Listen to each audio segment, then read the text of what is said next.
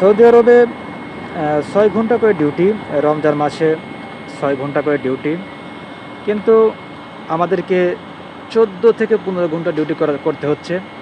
আসলে নবীজির দেশে এটা জুলুম, অত্যাচার আমরা সহ্য করছি। নবীর দেশে এরকম আসলে একটা জুলুম, অন্যায়, অবিচার এটা আসলেই কাম্য নয়। যেখানে সৌদি সরকার ৬ ঘন্টা করে ডিউটির সময়সীমা বেঁধে দিয়েছে, সেখানে আমরা যারা বাংলাদেশি, ভিনদেশি যারা আছি আমাদেরকে ১৪ ঘন্টা থেকে ১৫ ঘন্টা আমাদেরকে ডিউটি করতে হচ্ছে। আসলেই এটা অনেক কষ্টদায়ক, অনেক কষ্টসাধ্য ব্যাপার। তবুও আমাদের করতে হচ্ছে, তার কারণ আমরা তো বিদেশি, ভিনদেশি, আজনবী।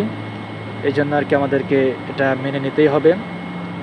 যাই হোক, নবীর দেশে এরকম জুলুম, অন্যায়, অত্যাচার এটা আল্লাহও সহ্য করবে না, আমরাও সহ্য করব না। এখন পেটের দায়ে আজকে আমাদেরকে এই কাজটি করতে হচ্ছে, করতেই হবে।